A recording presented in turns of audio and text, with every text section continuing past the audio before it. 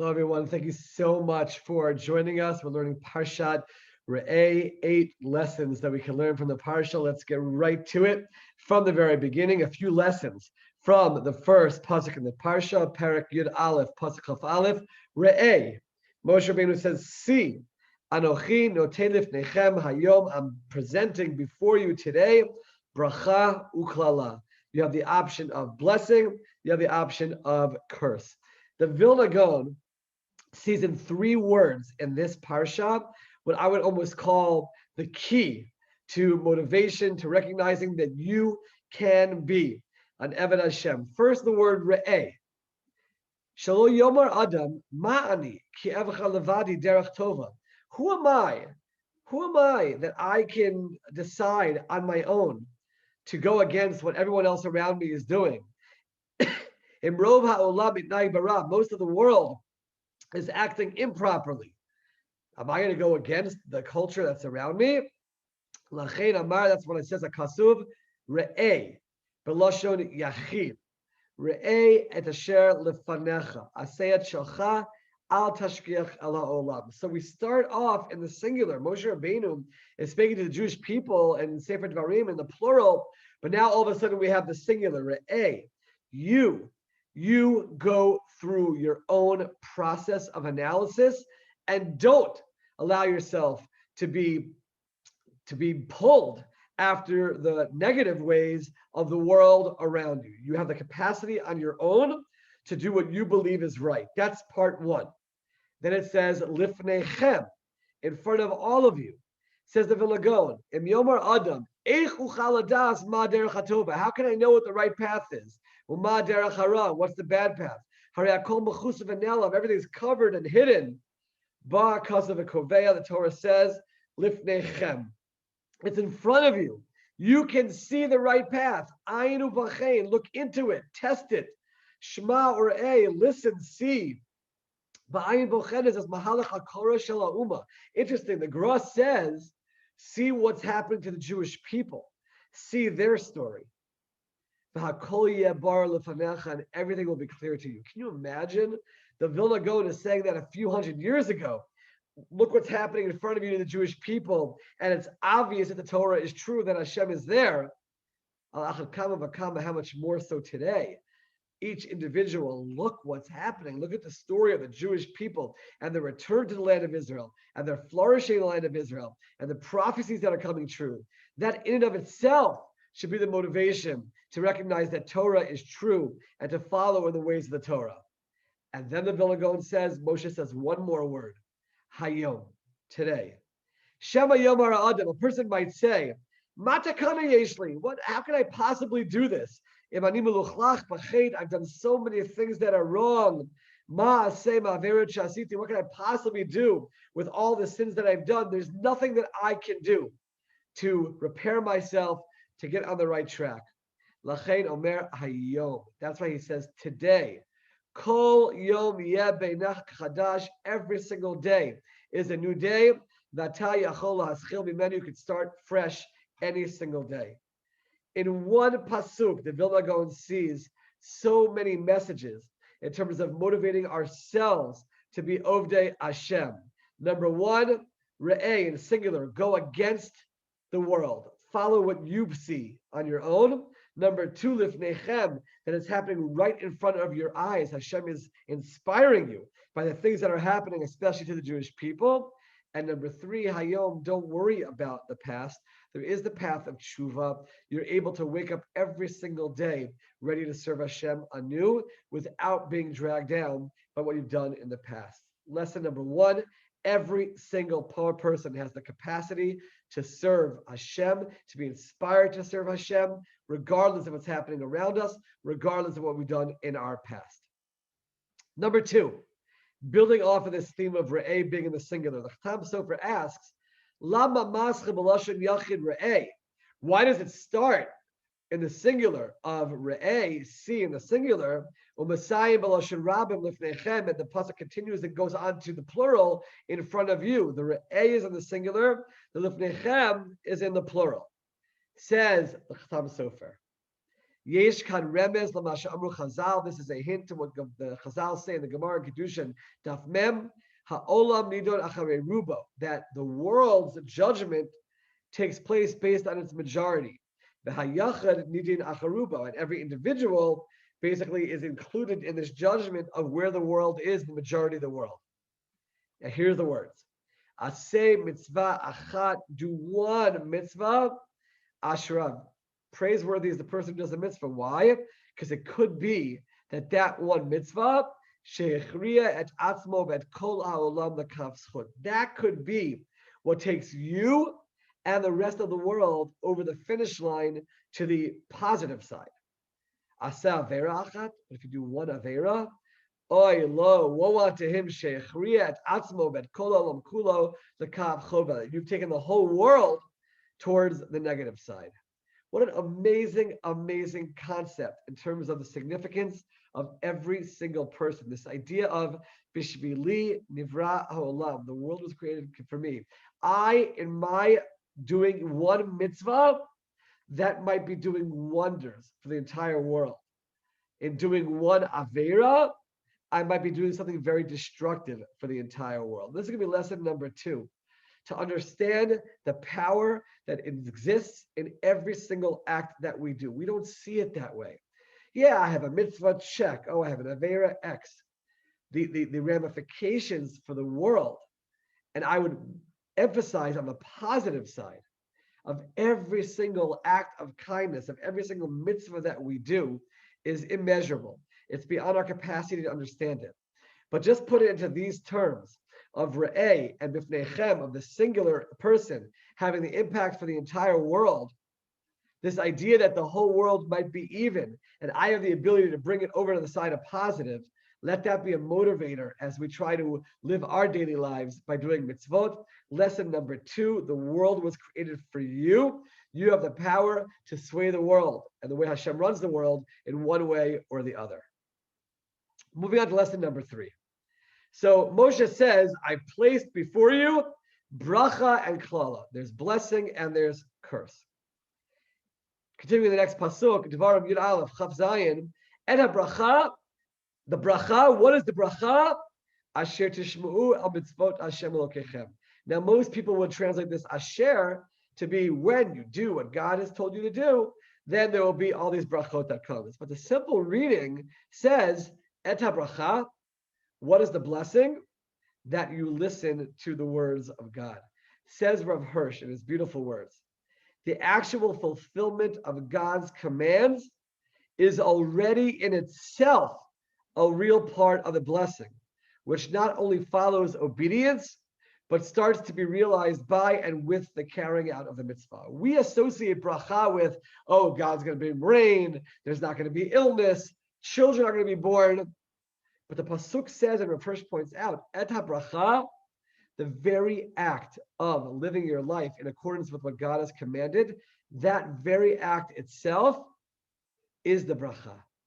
Because the feeling that one gets when one is living a meaningful life, the feeling that you have when you're doing what you were created for, that's the greatest bracha. We live in a world where people are searching for that meaning, searching for that reason why they're here. And when you are doing the mitzvot, that is the bracha, because you have that fulfillment in life, and that is part and parcel of the reward. The Mesilat Yesharim in Perek Aleph talks about how we're put in this world to earn reward, and that reward is the connection to Hashem.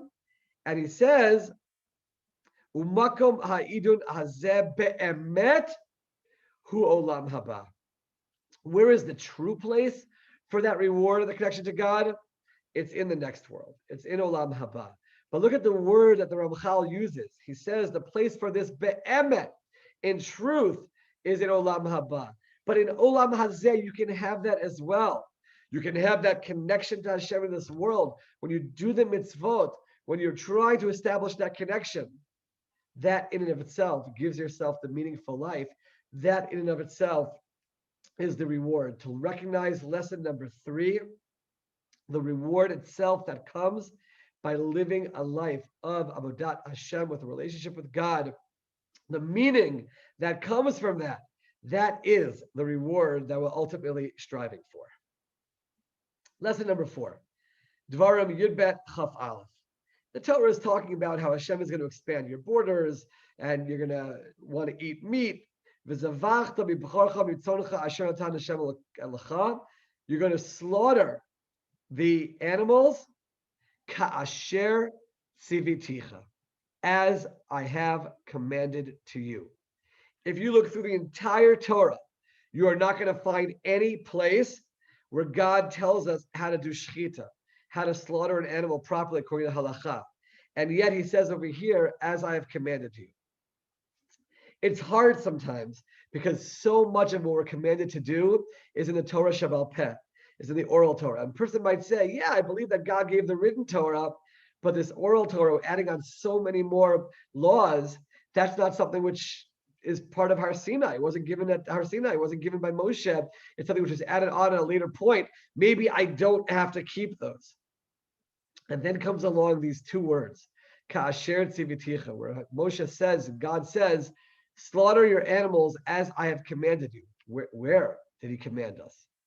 The Torah Shabbat Peh. It is clear from these two words that when Moshe Rabbeinu came down from Har Sinai and taught the Torah, he didn't teach the words of the written Torah alone, but with it, obviously, he gave the explanation of how to do it. Now, intellectually, we know that anyway. Of course, he told us how to build a sukkah, what the shofar is, what the tefillin are, how to keep Shabbos, which the Torah barely talks about. But here we have the actual words where the Torah itself says, Ka'asher tziviticha, as I have commanded you. So even a person who says, I'm just going to believe the written Torah, that written Torah says that there's a command that has come along with it to explain it. And we have to reinforce this idea about the Torah Shabbat Peh, that there's no possibility. First of all, we see it in these two words, Kasher Tziviticha, but there's no possibility that there was just a written Torah without the explanation, because it's impossible to keep the written Torah without the explanation of the Torah Shabbat Peh. But that is going to be lesson number 4, to take from these two words. And it's worthwhile to talk about with your children, with your students, because there are a lot of questions in their minds about the Torah Shabbat Peh and how much they are really bound to those laws, those halachot. And now we see straight out, Ka'asher tziviticha. Yes, there was that command, that explanation, that oral Torah that was given with the written Torah. Lesson number 4. Lesson number 5. Torah mentions DVaram Yud Ben Chafei, but it mentions not to eat blood. Lo tochlenu, don't eat that blood. Why? It'll be good for you and your children after you, because you're doing what's righteous or what's straight, what you're supposed to be doing in the eyes of Hashem. What a strange terminology of how it'll be good for your children after you if you don't eat the blood. It says of Yonasan Ibishitz, Lama bedam katub lamanita l'chal v'necha. Out of all the mitzvot in the Torah, for blood, not eating blood, it says it'll be good for you and your children. Why is that terminology here? Answers Rav Yonasan Ibishitz. Shahadam asur. Why is blood forbidden to eat? Blood is something which has a negative impact on us spiritually. It closes up the heart, and it turns us into people that are more achzari, people that have a meanness to us, people that have a negativity in terms of the midot that they have. That's a result of eating the blood. Says Rav Yonasan Ibishitz, ve'achzarios averes ki yadua b'yerusha b'avot l'banim. Those negative character traits, those get passed on from parent to child. V'zeshu omer lo tochlenu, don't eat the blood. Lamanita v'chalav v'necha, it'll be good for your children. Your children will be good people without the negative character traits. This is an amazing idea. Somehow, eating blood, and we'll put that aside exactly how the mechanics work, has the ability to make a person into more achzari, a person who's mean, a person who's nasty, a person who doesn't have the proper midot. That transfers to your children. And therefore the Torah says, don't eat it, and it'll be good for your children. The negative character traits transfer to your children. Our children are watching. This is lesson number 5. The people that we are how we act in various situations, how we talk about other people, how we act towards other people, our children see that. And that passes on from one generation to the next. We have to be so careful. Lesson number 5, learn from the idea that if you don't eat blood, which makes you achzari, your children will be good. Learn from that to apply to ourselves in our lives, to recognize that when we don't have proper midot, it's not just that we're hurting ourselves, we are hurting our children. They will see how we act in all situations. They will see how we act towards other people, how we talk about other people, and they will act in kind. And therefore, we have to work so hard to make sure that we have refined midot, that we don't get angry, that we aren't mean or nasty to other people. We don't speak lashon hara. We're people who are always kind, looking to help others, speaking properly about others. Our children will likely follow in our path. Lesson number 6. Torah says, Banim atem, this is in Yud Daled Aleph. Banim atem laHashem Elokechem. You are God's children. When someone passes away, don't start making physical marks on your body as part of your pain. There's a place for mourning, but nothing that hurts your body physically. Interesting that pasuk starts out with the words, you are God's children. Says the Rosh, Rabbeinu Asher, what does that have to do with anything? Children, person passes away, elakacha perush. Imet avichem molidchem. If your father, the one who gave birth to you, passes away, your mother, ein lachem lipo b'yish, don't fall into dismay. Don't fall into giving up hope in life. Ad kedei go to do it until you hurt yourself physically. Ki adayin avichem shebashamayim itbarach shemo v'yishbach la'ad chai v'kam. You do have your Father in heaven who is there to take care of you. And if I could take that a step further, yes, we mourn. Yes, we cry. Yes, we're sad. But there's also a recognition that Hashem runs the world. And he wouldn't do something that is totally just to hurt you without any positive side as well. Just like a parent, when they punish their child, it's to have a benefit that comes afterwards. That's the way we have to see it when we have suffering as well, because Hashem is our Father in heaven, and he's going to continue to be there to take care of us.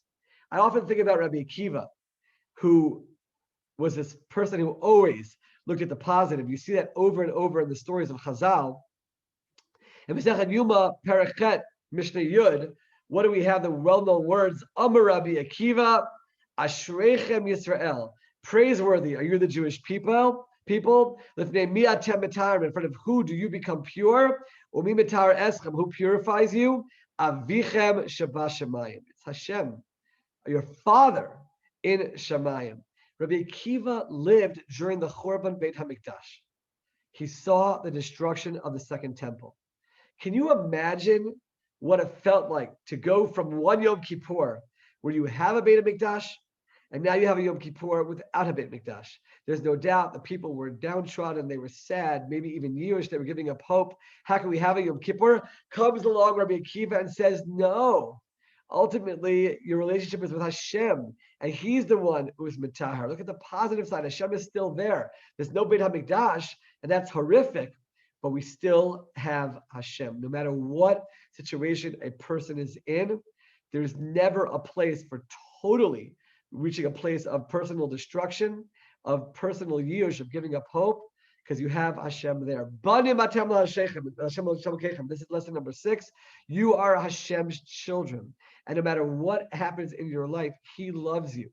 And he will be there to embrace you. And he will be there for that loving relationship.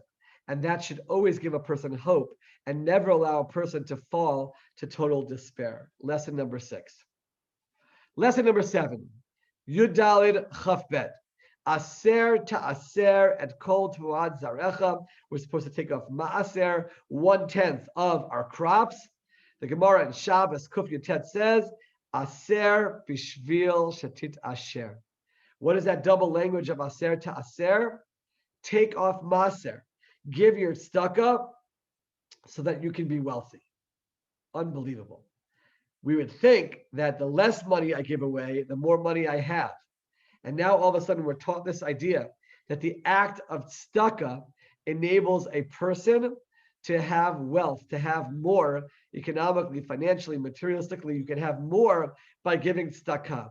And this is not just some theory that's out there, some nice concept. Rashi says, Harotza limloach mamono, if you want to increase your money, yachsurenu l'tzedakah tamid. Lose money through tzedakah, v'chesrono zehu kiyuma. And the lacking that you're having, that is going to give you more. It's an actual investment strategy, Rashi says. Give tzedakah and you will gain. We often think to ourselves, I can't give tzedakah because now I have less. And now the Torah and Chazal and Rashi are telling us that it's just the opposite. That through our giving of tzedakah, that is going to give us bracha and is going to increase the amount of money that we have. And go a little bit further in the Parsha, in Tet Vav Tet. It says, Hishamar lacha peniyah davar levavacha b'lial lemor karva shnas hasheva shnas hashmita v'ra einecha ba'achicha havion. You might say to yourself, Shemitah is coming. I have to save up. I'm sorry, I can't give tzedakah to this other person. Says the Maharal, unbelievably, says, notice the word that it says in this pasuk, hu achicha. It said, your brother. Me'achar shu achicha, if he's a brother, eich efshar shalo terachem alav. How can you not have compassion on him? He's your brother. V'imatamalem einecha, and if you hide your eyes, ki'ilu einenu ein achicha. You see this person who needs money, who needs help, and you say, he's not my brother. I'm going to hide from it. Your brother, you're not going to ignore. But this person you're ignoring, harayata poresh mi Yisrael. Understand the ramification of turning away from giving tzedakah. You are like a person who has removed himself from the Jewish people. And that's why the Maharal says, we have statements of Chazal that say that not giving tzedakah is like serving Avodah Zarah. You're removing yourself from the Jewish people. You're part of the pagan culture right now. You're part of some other world. If you're part of the Jewish people and you see this person as your brother, there's no way you're going to turn your eye away from your brother. Who could do that? Give it tzedakah, recognizing he's your brother. And now we can also understand why there's this great bracha of having more money by giving tzedakah, because you're bringing the Jewish people together. You're identifying yourself as being part of the Jewish people and seeing these people as achicha. That in and of itself is the source of this great bracha that will come your way.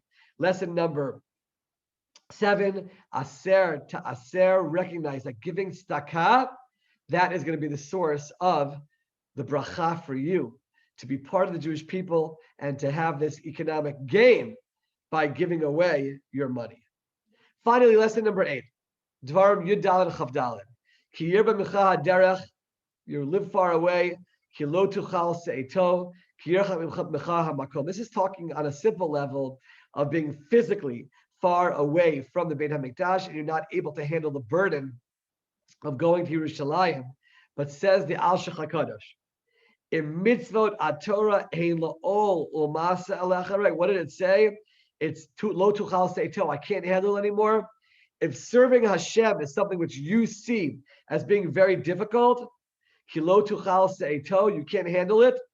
Simanu, what does the pasuk continue? It's a sign. Ki yirchak mimcha hamakom. You're far away from the makom of Hashem. Ki HaKadosh Baruch Hu makomo shel olam rachak mimcha. Hashem, who is the place of the world, refer to Hashem as hamakom. He's far away from you.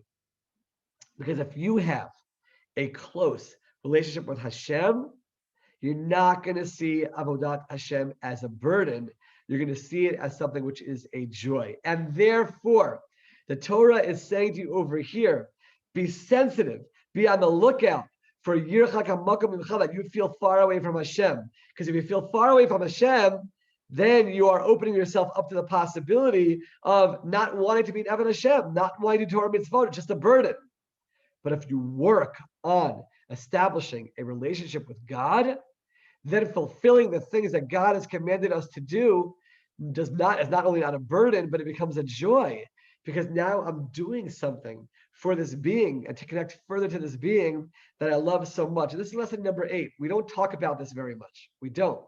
The whole idea of establishing a relationship with Hashem, a relationship where you feel the love and the embrace. At times you might feel anger and you want to express that, and you can scream it out if you need to, but it's a relationship. And once it's a relationship, once God is not just some being that's out there, which we never talk about, and we're just going through the motions of being Jews and fulfilling the mitzvot, but now it's really based on a relationship, that's going to help transform your avodat Hashem into something which you love, which you're eager to do, which you're positive about, and not, God forbid, the opposite. And if you do feel that it's a burden, says the Al Shach, based on this pasuk, it's time to work on the relationship with Hashem, and then things will take its course, and hopefully you'll get back to not feeling that it's a burden, but it's a true joy. Lesson number 8, establishing and working on that relationship with Hashem. Let's go over all the lessons that we learned from this week's Parsha. We started out with a few lessons from the first pasuk, Re'ei, Lifnechem, Hayom. The Vilna Gaon says every single person has the capacity to turn themselves on to serving Hashem. Re'ei in the singular. Don't worry about what the world is doing. See for yourself, Lifnechem. See what's happening right in front of you and the story of the Jewish people. And that should be the motivation to realize that Torah is Emet Hayom, regardless of what you did yesterday. Today you can wake up with a freshness and newness and Avodat Hashem. Lesson number 1, every single person, no matter what we've done, no matter what we see, has a capacity to have the inspiration to serve Hashem. Lesson number 2, the Chatam Sofer, Re'ei in the singular, Lifnechem in the plural. Every act that you do has the capacity to sway the world one way or another. Recognize Bishvili Nivra Olam, the impact of your actions and what it means for the world. Lesson number 3, Eta Bracha. What is the Bracha? Rav Hirsch points out, just read the words. Serving Hashem. There's a reward that comes just by living a meaningful life and doing what you've been created to do. As the Misilat Yesharim says, yes, there's Olam Haba, but there's also a place in this world for that spiritual reward. And all of us have the capacity to tap into that just by living a meaningful life of Avodat Hashem. That is the reward. Lesson number 4, the truth of the Torah Shebal Peh. It says, Shech the animal, ka'asher tziviticha, as I've commanded you. Where were we commanded to do that? Obviously, there was a Torah Shebal Peh that was given to explain the Torah Shebachtav. It's not some addition that came at a later point in time, strengthening our commitment to the Torah Shebal Peh, especially by seeing these 2 words, kasher tziviticha. Lesson number 5, don't eat the blood, and it'll be good for your children. The Rav Yonasan Ivashis have pointed out that when we have negative character traits, which the blood, eating their blood represents, our children will follow in our way. If we have the positive midot, if they see chesed and kindness and love towards other people and not losing our temper and lack of ego, our children will follow in our ways. Watching everything that we're doing. Lesson number 6, yes, when we have sadness, when we have loss, we mourn, but Banim Atem L'Hashem Elokeichem. Hashem is your father. He's still with you, and he's the one who takes care of you. He wouldn't let something happen to you that's all bad, and therefore don't have Yush. Rabbi Akiva was able to see the positive in every single situation because we have Avinu Sheba Shemayim. That's the way we have to look at every situation that happens in life and recognize that, yes, there's the sadness, yes, there's the crying, but ultimately there's Hashem who's running the world and he's overseeing everything and he will not forsake you. And there's no place for complete and total despondency and moving away to a place of self-destruction. Lesson number 7, aser to aser, give tzedakah, you will become wealthy. Not in theory, Rashi says that is your investment plan. Give to other people and you will get back from Hashem. And giving to other people, as the Maral pointed out from the pasuk later in the Parsha, achicha is your brother. You don't turn away from your brother. Be part of the Jewish people. That is the greatness of being someone who sees everyone as your brothers and gives to other people as your brothers. Do that to Asher. That is a way to get money, not to lose money. Finally, lesson number 8. If you're far away from the Beit HaMikdash, but you feel there's a burden, the Al Shach points out, if you feel there's a burden, that means Hashem is far away from you. The idea of working on a relationship with Hashem, which will ultimately lead to a feeling of joy when you're doing Avodat Hashem, instead of, God forbid, any kind of a burden. Let's try to take all of the lessons in this week's Parsha, incorporate them into our lives, be greater Ovdei Hashem as a result. Thank you so much for joining us. Wishing everyone a Shabbat Shalom.